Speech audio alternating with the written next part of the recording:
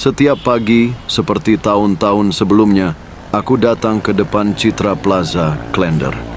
Bersama sejumlah penyintas dan keluarga korban, kami berdoa dan mengenang korban tewas akibat dibakar hidup-hidup di pusat perbelanjaan yang dulu bernama Yogya Plaza itu. Kami mendesak pemerintah mengungkap dalang kerusuhan yang menewaskan ribuan orang di Jakarta dan daerah lain di Indonesia.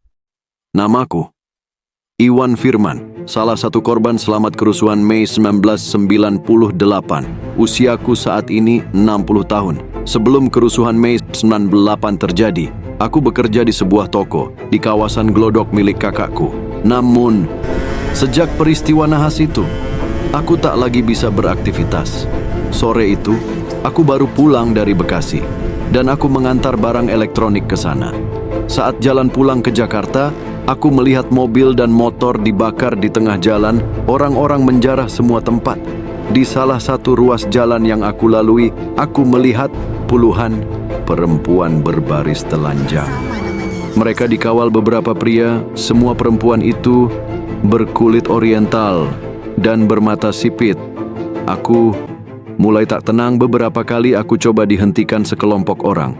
Tapi dengan lincah, aku mengelak.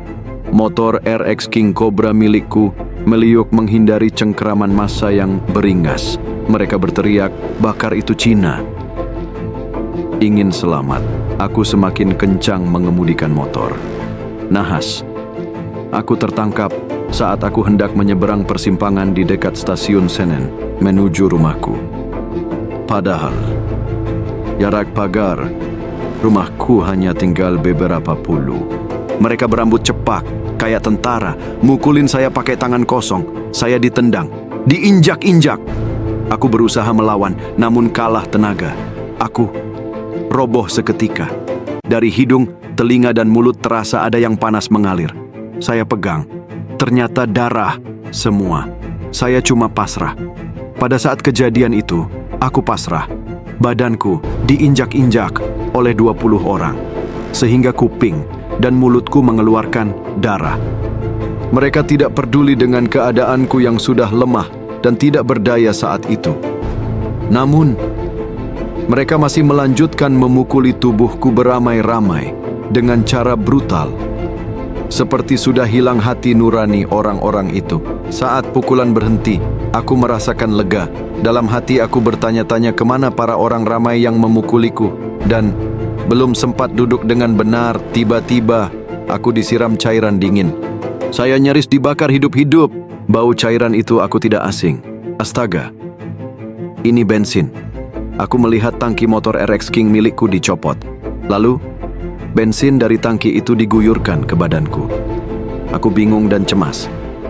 Apa yang harus aku lakukan sekarang? Selanjutnya, seseorang mulai menyalakan korek api dan dilemparkan ke arah saya. Saya pikir itu benar-benar akhir hidup saya. Tak lama ketika aku dibakar dengan kondisi yang terluka parah. Salah seorang warga yang aku panggil Pak Haji ikut membantu mengantarku ke Rumah Sakit Islam Cempaka Putih. "Pak Haji, tolong saya." Setelah berucap itu aku pingsan, tidak sadarkan diri. Dengan mengerahkan semaksimal, Pak Haji berusaha mematikan api yang ada di sekujur tubuhku dengan menggulingkan tubuhku ke jalanan. Setelah api padam, aku segera dibawa ke rumah sakit oleh Pak Haji. Di saat-saat tubuhku terjaga, aku meraung, merintih, tapi tak sanggup meronta. Aku melihat dengan jelas tulang tangan kananku. Tubuhku gosong, tangan kiriku patah, tak mampu digerakkan. 3 bulan terbaring di ranjang pasien karena luka bakar yang parah. 85% tubuhku hangus. Pada bulan pertama aku heran, kenapa tak ada keluarga yang menjenguk? Orang-orang bilang, kerusuhan anti-Cina masih berlangsung.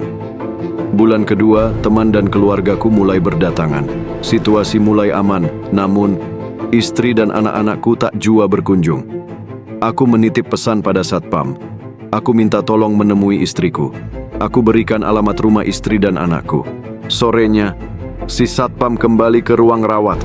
Ia bilang, istriku tak mau bertemu dan menjenguk. Beberapa minggu setelahnya, Aku mencoba menemui istriku yang rumahnya hanya berjarak beberapa ratus meter dari rumah kelahiranku di Tanah Tinggi. Saya masih belum sembuh betul, tapi saya paksa mengetuk pintu rumahnya. Istriku bertanya, "Siapa yang mengetuk pintu rumah?" Aku menjawab, "Aku ingin bertemu anak-anakku." Mendengar suaraku, istriku marah dan berteriak dari balik pintu, "Anjing! Tak perlu kemari lagi. Kita sudah masing-masing." Aku terkejut bukan main atas jawaban istriku. Aku kembali menelan pil pahit, ditinggalkan istri. Sakit dibakar, tangan patah, badan hancur ini bisa saya tahan. Tapi jawaban istri saya itu sampai sekarang masih ngilu di hati. Habis mendengar ucapan itu, saya balik ke rumah sakit. Minta dokter untuk menyuntikku mati saja.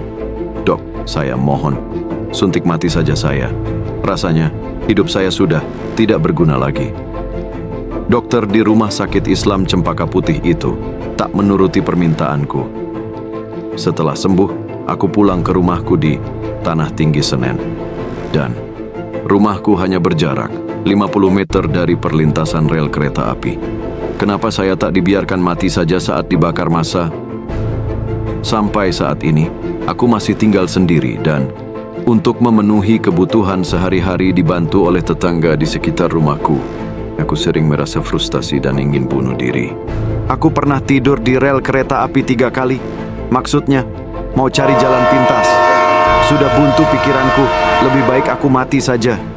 Hidupku sudah tidak ada gunanya, sudah tidak punya pekerjaan, cacat pula. Saya mencoba bunuh diri 3 kali. 2 kali diselamatkan penjaga pintu rel, 1 kali jarak kepala saya dengan roda kereta api cuma sejengkal, dan lagi-lagi ia yang menyelamatkan.